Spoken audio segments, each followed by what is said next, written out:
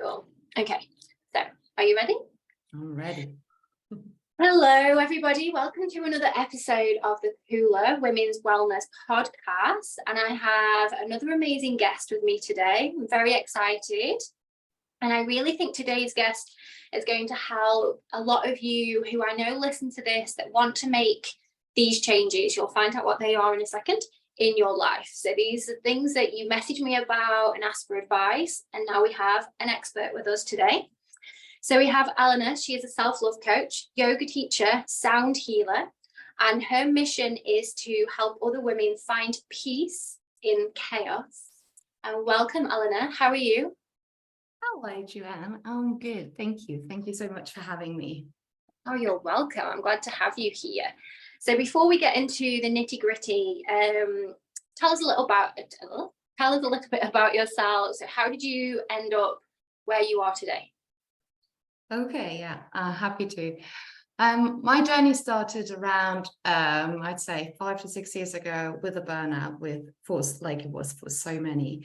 I had like a very busy life. I would work 14-hour days. After that, I would go to after work drinks and I was like in the treadmill full on.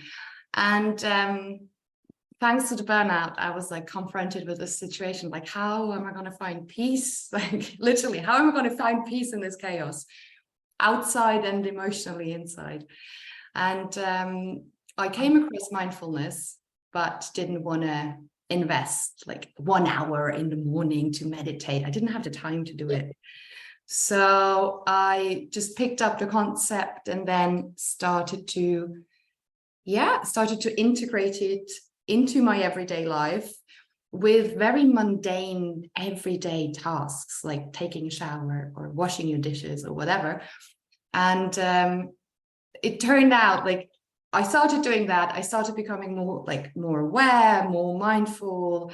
And I actually started, in the end, I had more time for myself because of becoming more mindful and being aware where I put my energy without investing 1 minute of my day. Oh yeah, that's so interesting. I think it's so important in this modern life. You just hit the nail on the head. Like people see it as, I don't know, be mindful, making time for yourself, rather than it being the forefront. It's kind of at the back of the queue.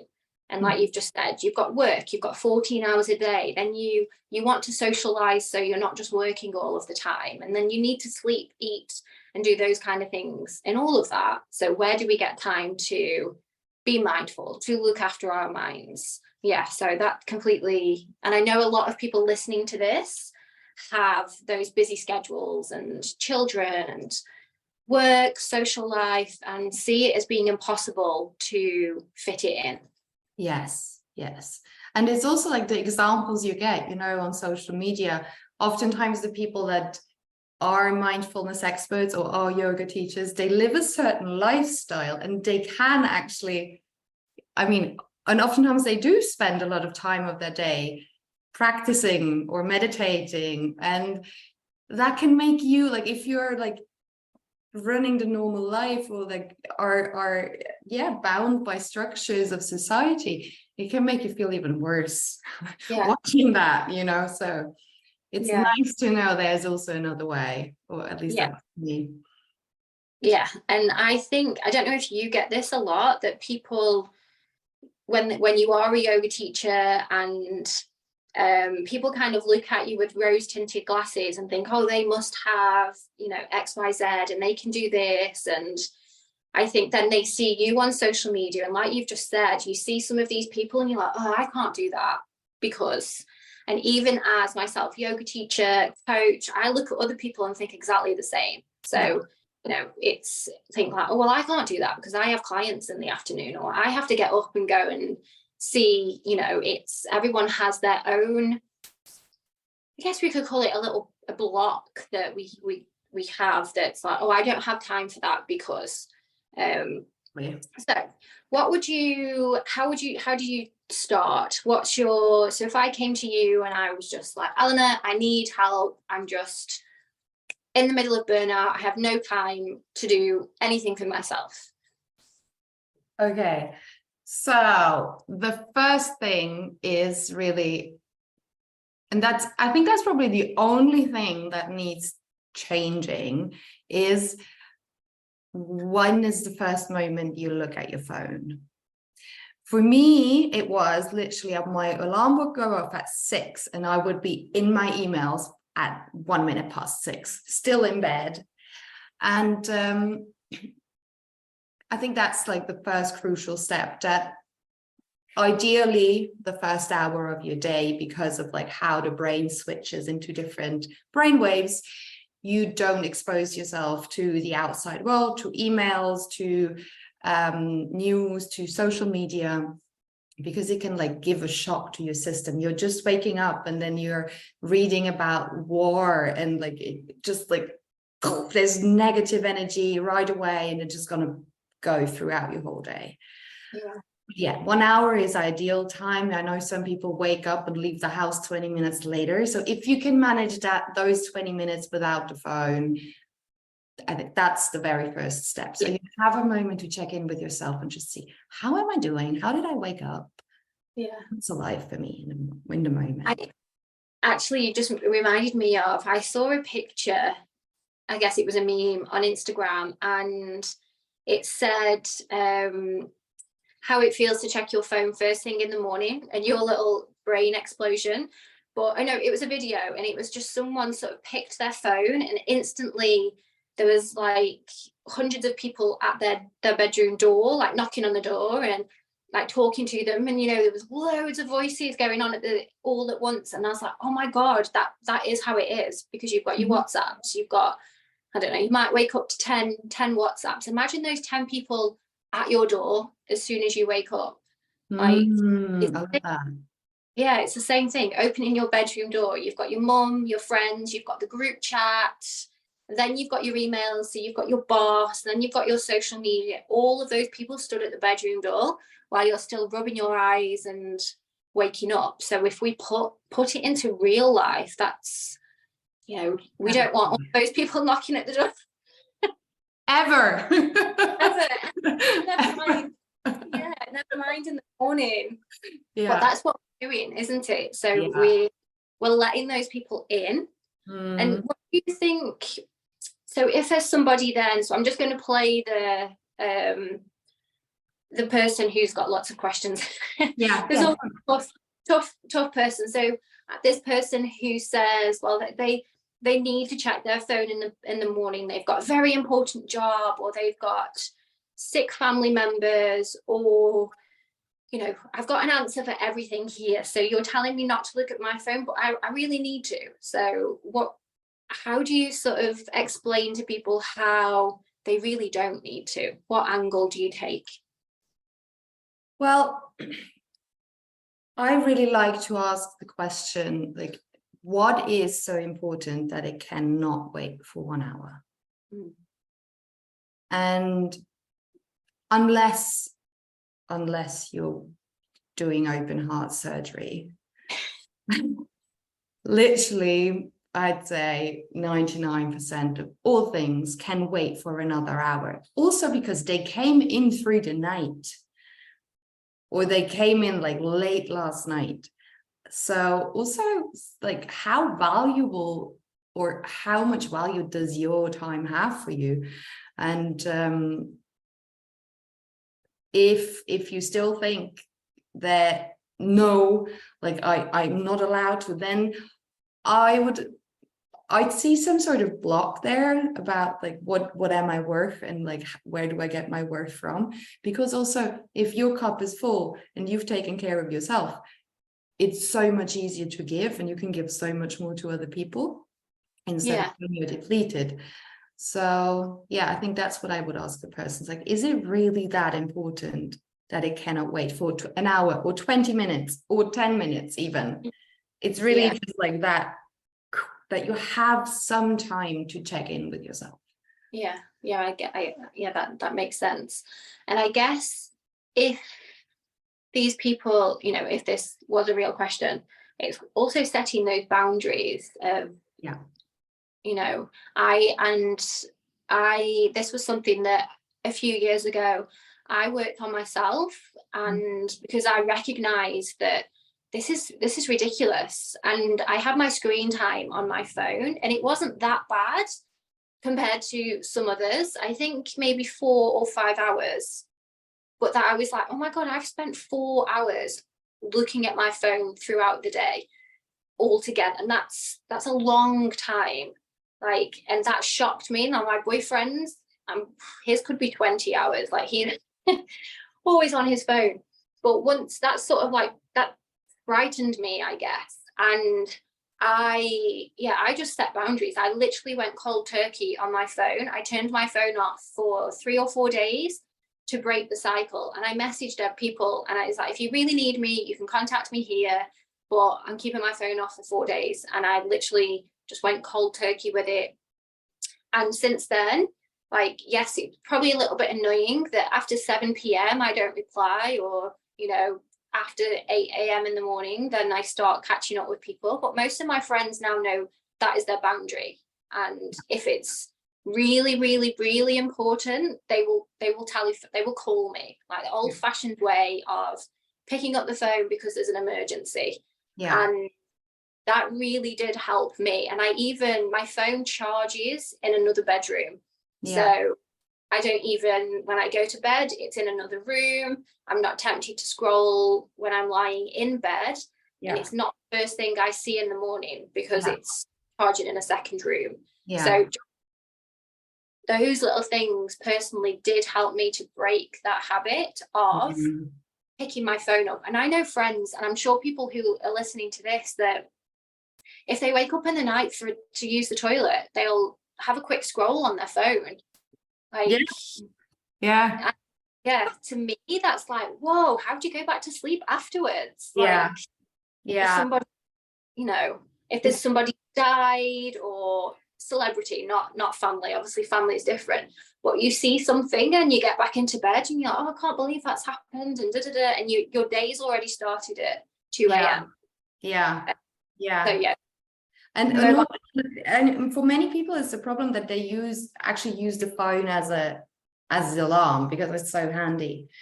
But ideally, get yourself a normal alarm clock. I mean, there's ones that wake you up with like daylight and birds singing, which is amazing. I have one of those. And if you can't, or you don't want one, then use your phone, but put it into air mode or airplane mode. I don't know which one. Airplane mode. Yeah. So that at least like that temptation to like go in is, or when you want to go in, you realize, oh, I'm not online, like I have to go online, and then that will maybe be another barrier for you to be like, okay, no, hang on, I wanted to say like no phone.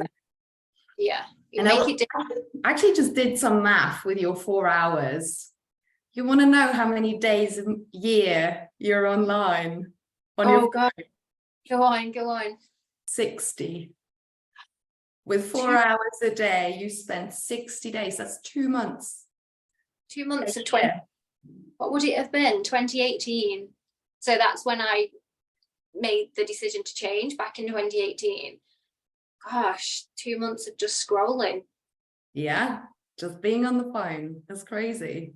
My God, I would say to anyone then listening now, put your screen time on just out of interest, and it will shock you because you don't realize, especially, you know, if you're scrolling quite a lot. If you have an hour lunch break, like most of that hour you're probably scrolling, and there's other things that you could be doing on your lunch break, and that's 5 hours a week or whatever. Put your screen time on and just have a look, because that's what helped me, because it was sort of in my face. And even now on Instagram, you can set on Instagram, I think I have a 20-minute timer, and it flashes up that says you've done your 20 minutes for the day. So then I have, and you know, sometimes it flashes up, you know, if I'm making reels and things, but then I won't scroll. It's like, right, I've technically been on social media. I've been doing things on social media. So it's going away, because it's protecting your mind. Yeah. Correct. So what's the next step? So we've got the time in the morning, if we're putting the phone away. So I like to go by tasks, and it's not necessarily that you have to do it in the morning, but it's really just an opportunity to be more mindful. So one of my favorite tasks is taking a shower, because you can literally adapt it to anything. So what I use the shower for is when I'm tired in the morning and I go to the shower, I imagine it's not just water, but it's actually like energy for the day that I'm like bathing myself in. And I imagine myself being a sponge and like soaking it all up. In general, like working with these like visuals has really helped me to be more mindful. And I don't know, my brain is with loads of pictures and like off voices, like a little movie. So that really, really helps me. But the same thing I do, for example, if I had like a really bad day at work, or just something is bothering me and I just can't let it go. Or I just have this like off feeling where I'm like, I don't know what it is. I'm like cranky today. So I go take a shower and I just imagine whatever that feeling is I don't want to have anymore, just like being washed away from me. And like I watch it as it goes literally down the drain and like leaves me. So that's one thing like I find so helpful to do. And it's also, it helps you to like just check in with yourself for a moment and be like, oh, what do I feel? What do I need?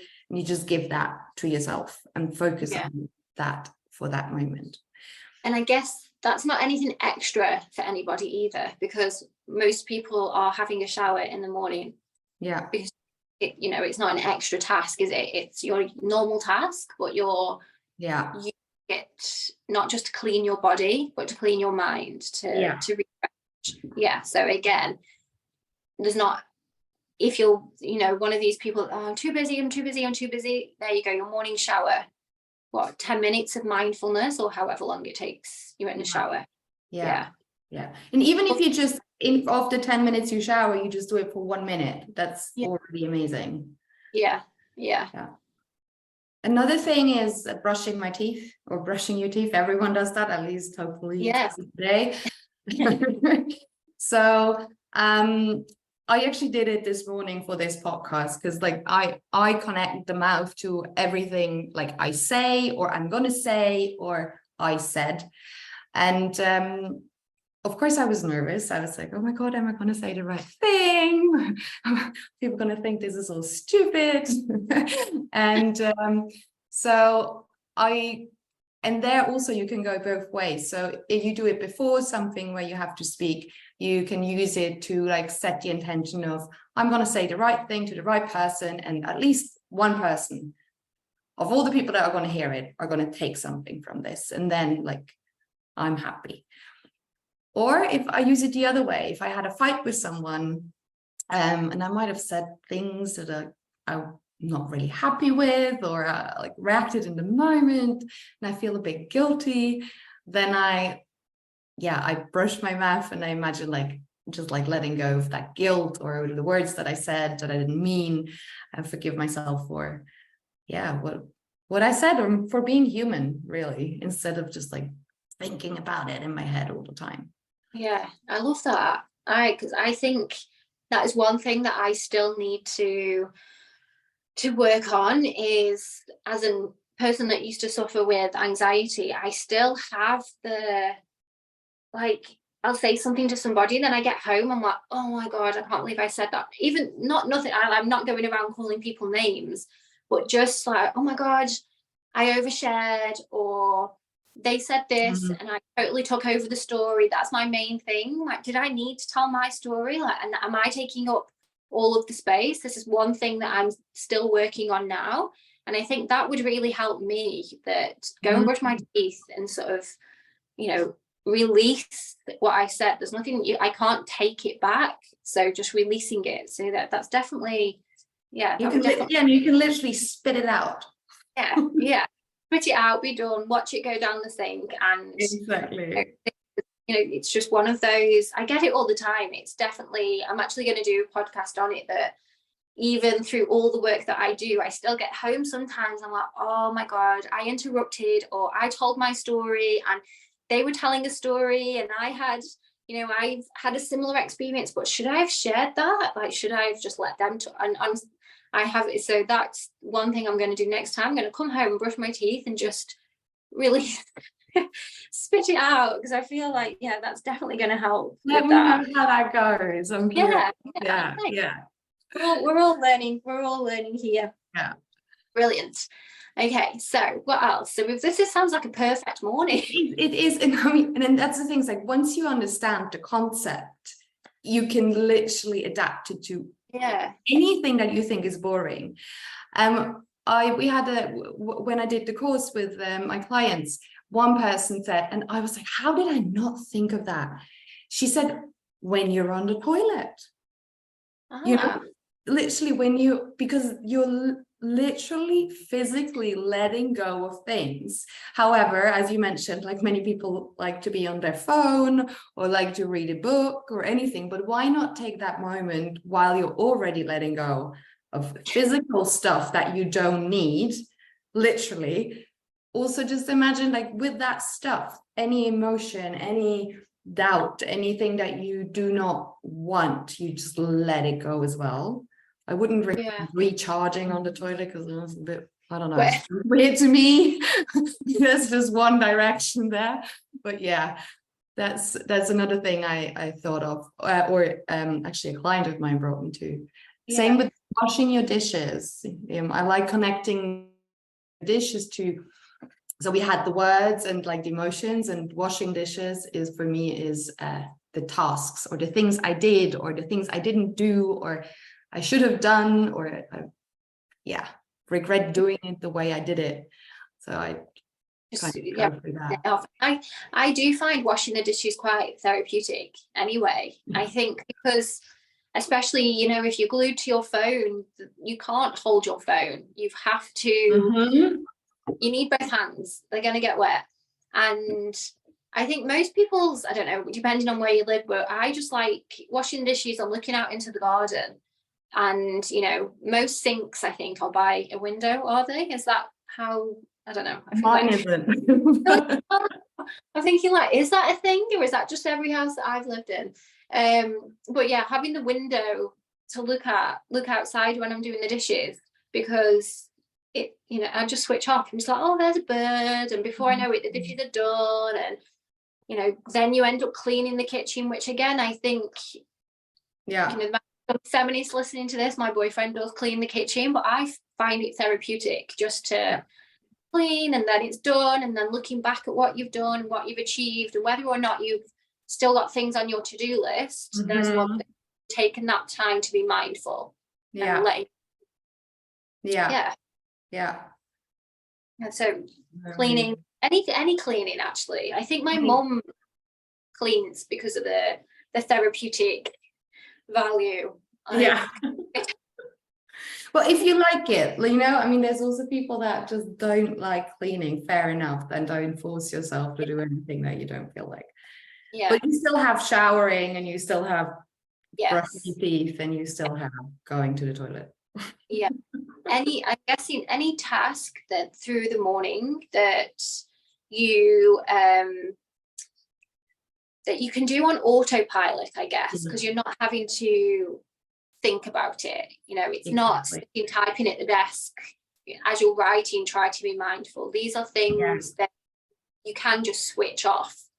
And most of these tasks, I think we take ourselves away anyway when we're doing them. Like, what does anyone think about while they're sat on the toilet?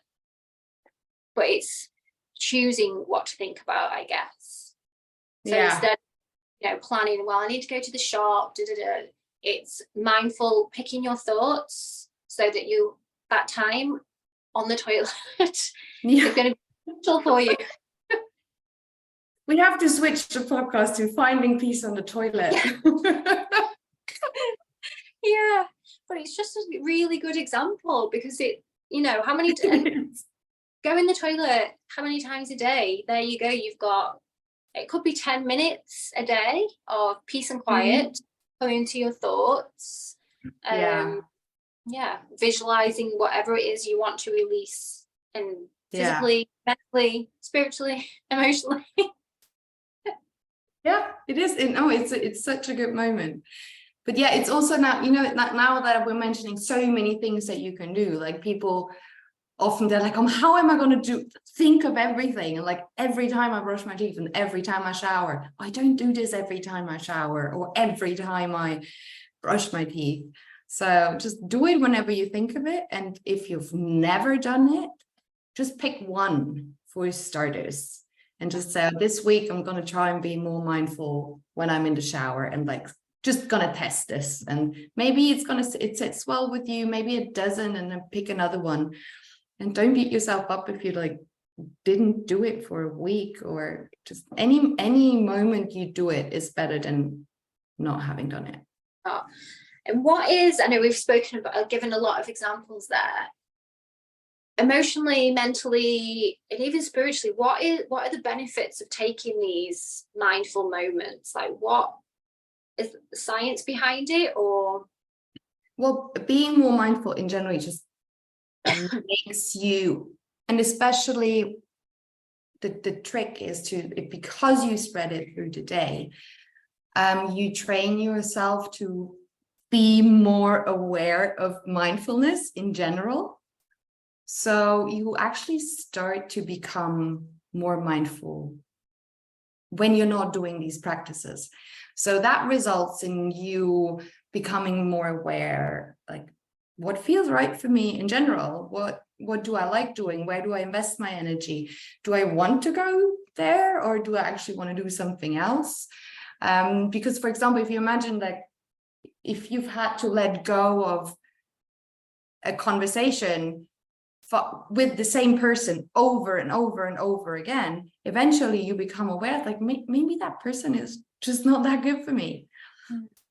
So these are some things that happen. For me personally, I actually ended up having more time than before, because somehow you do things more focused and you're not like doing 20 things at the same time, so you get things done quicker. And I started to sleep a lot better. Like, I wouldn't have these racing thoughts, which I think is really thanks to having those moments in the morning. Yeah, that's one of like the key yeah, things and that I think happen. because what you're doing is allowing yourself to, when you're using mindfulness techniques, you're living within that moment. So there's no past, present, or future. No, sorry, there is a present. You're in the present. There's no past or future. So we spend a lot of our day, don't we, in the past, like, oh my God, this happened, that happened, and all the future, like, what am I going to do in 5 years' time? And the thoughts. And if you really tune into your thoughts, and you can catch yourself being too, you're going on holiday in 2 months' time and you're already planning on what you're putting in your suitcase, which, if you're thinking about that every single day, even though it's quite a mundane thought, eventually that becomes a stress, and you start to stress about what you're packing in your suitcase. Yeah. So living mindfully is just the here and the now. What's happening now? What does my breath sound like? What does my body feel like? What am I releasing here now? So when I finish this, and again, just going back to the toilet, if you're at work and you know that you need that time, going to the toilet, taking a few breaths, releasing whatever it is that might have annoyed you or you're holding on to, and then leaving, and just imagine how you're going to feel when you leave the toilet compared to how you're into the toilet, which then have a rolling effect to the rest of your day. So you're probably not going to be snappy at your colleague, and you're going to get home and be in a better mood. So you're not going to your partner, and you'll probably eat something that's better for you because you're not in a mood and you just want McDonald's or chips, or the food that you want to eat when you're like, can't be bothered, everything's annoying, I'm just going to eat all this fast food because that's how I feel grubby. And you eat grubby food. So you're going to eat something because good, better for you. you know, and then you're going to have a better sleep. Like you just said, it kind of has this ripple effect. Yeah, It's very sneaky. It's but a good sneaky. It's like, yeah, just like comes in everywhere. And I just now, when you said about the breathing, that's another like thing that I often hear is like, I don't have time to meditate for 30 minutes or whatever it is. And there's this one technique I did, and I've tried it. It's not for me to sit every morning in meditation for half an hour, but Eckhart Tolle taught me, or I learned that from one of his podcasts, are these one conscious breaths. They're like mini meditation you do throughout the day, and they're literally just that. So you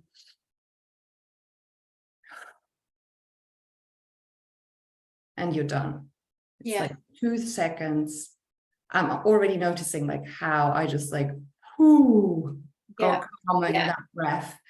And I like to do that whenever I'm waiting for for waiting at a bus stop, or waiting for a red light to turn green, or being stuck in traffic, or at the cashier. Like any time I want to grab my phone, I take a breath before, and then I grab my phone. But I take that breath.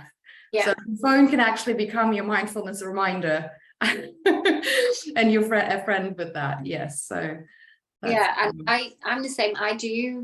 I sometimes will, you know, if I feel like I need that time, I'll do it in my car, and I won't put music on. I'll drive in silence, and like just taking an inhale, taking an exhale when I can. Obviously at lights, I shut my eyes just briefly when I know that I'm in traffic, and just inhale, exhale. And I also find that when I do that, in my mind, I'm thinking, right, I'm going to do this, then I'll put my music on, and I'll do like a whole 30-minute journey in silence. And it's just so nice, like, to have that time. And then I feel like I don't need to fill the silence with music or podcasts, or because I've sort of brought myself down. So in the car, again, driving to work, we have to do it. So why not make the most of the quiet time after you've dropped the kids off? No music, sitting in the car. You've got time in the car there to just completely switch off. But stay safe and keep your eyes open. Yeah. Not in traffic, not while driving. No, it's very tempting to. I think the more you do this as well, I feel like the more, you know, sometimes when I take a breath and I'll be in public and I forget, so I'll do my proper inhale, eyes closed, in through the belly, the chest, and then I exhale, which is how I would do it if I was on my own. But because I do it that often, and it probably looks to people that I'm just being really dramatic with my breathing, but I'll just naturally just do it, because I'm like, right, I need to fill my lungs. I need that refreshing breath. And it's such a delicious feeling to breathe. Yeah, exactly. And we take it for granted because we spend all day breathing, you know, willy-nilly, not thinking about it. I think it's 27,000 times a day. How crazy. It's something we do 27,000 times a day, and we're not aware of it. No, just our body amazes me every time. Yeah, me too. That could be another podcast, amazing things about your body. But the breath, since I learned more about all of this and the breath, I really do think that, and it sounds dramatic, but I know you'll be with me on this, that it literally changes the way you do everything, the way that you look at life, the things that you eat, the things that you want to do. And obviously we all have the days when, you know, you said yourself, you're feeling a bit cranky, or you're a bit grumpy, and you want fast food, or you want a pizza, and you just want to sit on the sofa. Like, that's normal, we're humans. But that becomes a small part of everything else, and everything else is wanting to be outside in nature. And you know, you want to drink water instead of drinking wine. And when you do alcohol, I feel like you feel like, oh, do I really want to be, you start to question and what you're putting in your body. I don't know. I feel like it's just it opens the doors to just being healthier and be more mindful of your body in general. It does. And it does. yeah. I literally just like, I had one glass of wine yesterday and I feel like the change. I'm like, bah, I feel 20 times less energetic just because of one glass of wine. Yeah. And it's crazy. How did we used to do that? Like, how did we used to just be drunks from Tuesday to Sunday? I don't know. I was talking to my friend this morning actually, and about, she's not from the UK, and she was talking about the binge drinking that happens. She was like, well, British people drink to get drunk. And I was like, yeah, generally going out on a Friday, Saturday would be, how much can we drink? And then it wouldn't just be to enjoy. It wasn't an enjoyment. And and it would have been like if you had one of those nights where you know then you would drink and you wouldn't get drunk. You'd actually leave earlier. Oh, I would leave earlier and be like, well, it's just not my kind of night tonight because I wouldn't get drunk. I mean, how, if you think about that? Yeah, no, what we put our poor bodies through. Yeah. And if anything to this, and because I know I have lots of friends at home, and they just, alcohol's a big part of their lives, but also I think a lot of people do see it as being up there with your phone. We have these modern day, the devil's on your shoulder, fast food, mobile phones, alcohol, that we see them as an enjoyment, but they're also to the detriment of everything else. And by just tuning in to your body, to being more mindful, you will let go of these things. So if you struggle with, I don't know, diet, exercise, stress, anxiety, all of these things are kind of linked to these little devils. And everything we've spoken about today, bringing your mind back to, this 1 minute practice of looking after your mind, that will really help. I know you can't see me, but I'm sort of brushing the devils off my shoulder here. Yeah. Like, I think it all, finding that connection. So I hope that listeners today, you can sort of see where Elena's shared, this doesn't have to be sitting down in lotus position 30 minutes, banging chimes with a guru, because I think that's what some people think meditation, mindfulness is. It's, we see it on Instagram in the sage, and it can be that, and I think that might come with time, but it can just be as easy as sitting on the toilet for it, releasing whatever it is you need to release physically, emotionally. Letting it go. You can also just like sit on the toilet and sing the Frozen theme song if you feel like it. Just be like a whole generation of women sitting on the toilet, just like, let's go. I really hope that when I'm at home in the summer, someone listens to this in my home city, and I hear them in the shopping centre singing. I'm like, oh, she listened to my podcast. It'd be amazing. I'm gonna, if I have that situation, I'm gonna share it with you. Yes, How please. amazing would that be? Do. Okay, thank you very much. So is there just one thing that you'd like to end on today? So finding peace in chaos. What would you like to leave the listeners with? That it's really, at the end of the day, it's how you do it.